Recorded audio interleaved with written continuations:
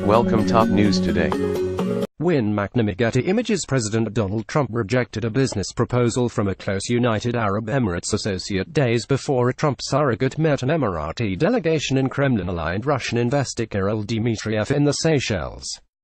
Trump said he turned down the proposal because he did not want to be perceived as taking advantage of the presidency. The Trump Organization's name was included in several regulatory filings made by the Emirati Associates company after the 2016 election, raising questions about why Trump rejected the $2 billion proposal in January 2017. Sign up for the latest Russia investigation updates here. The weekend before, one of his advisors met with representatives of the United Arab Emirates and Russia in the Seychelles Islands to supposedly discuss a possible secret back channel between the US and Russia. President Donald Trump rejected a $2 billion real estate proposal from a close Emirati business associate based in Dubai. Trump told reporters on January 11, 2017 that he had turned down the offer a few days earlier from the luxury real estate company DAMAC Properties, the Trump Organization's main business partner in the Middle East, which is owned by Emirati billionaire Hussein Sarjwani. Trump said he rejected the offer because he did not want to be perceived as taking advantage of the presidency. "I turned it down," he said. "I didn't have to turn it down." The same day, Blackwater founder and Trump associate Erik Prince met with George Nader, a top advisor to Emirati Crown Prince Mohammed bin Zayed Al Nahyan, and Kirill Dmitriev, the head of the sanctioned Russian Direct Investment Fund and an ally of Russian President Vladimir Putin.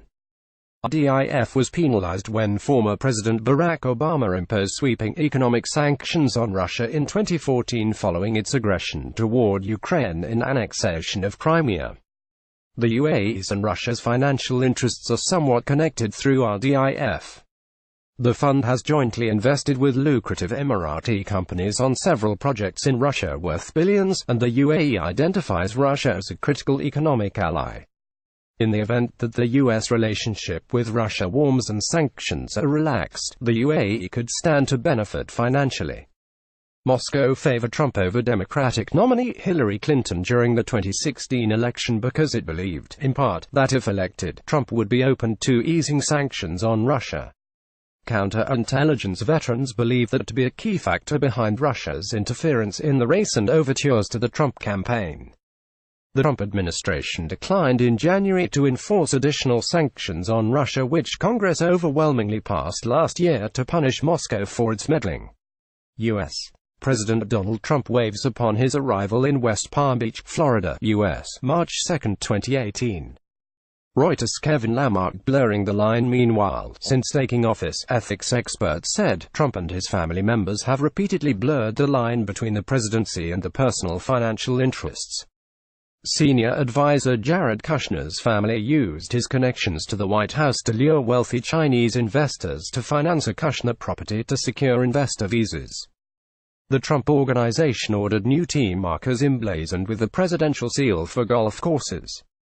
The watchdog group Citizens for Responsibility and Ethics in Washington found that Trump and White House staff promoted the Trump brand on at least 35 different occasions since he took office. It is unclear, then, what prevented Trump from pursuing the $2 billion deal with Sarjwani.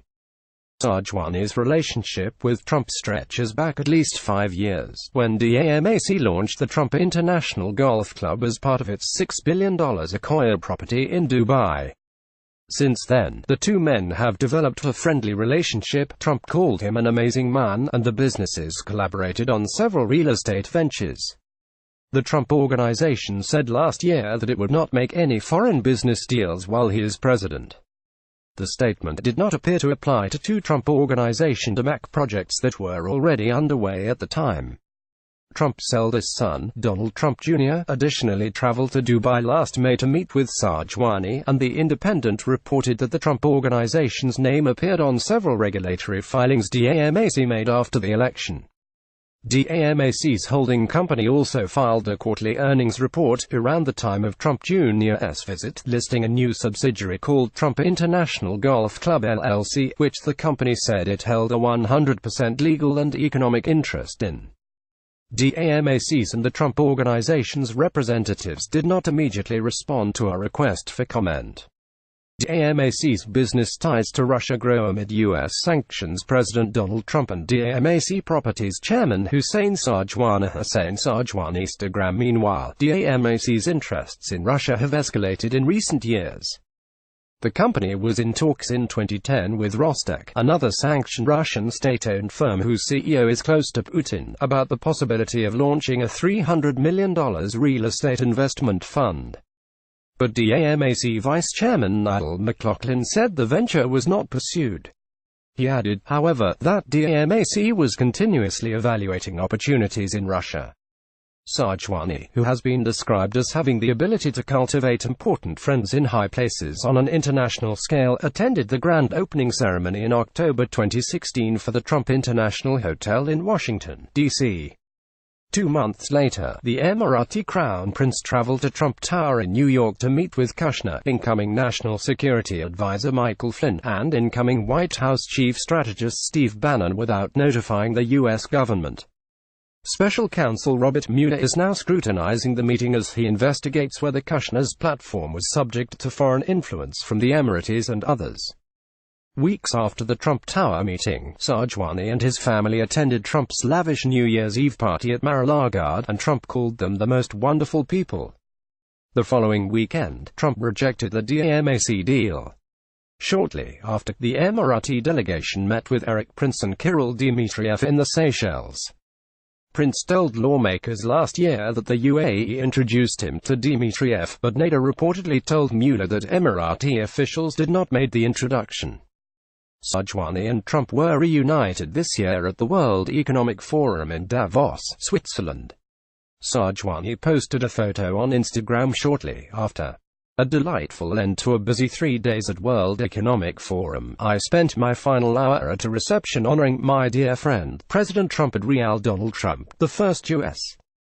president to visit Davos in almost 20 years, the caption read.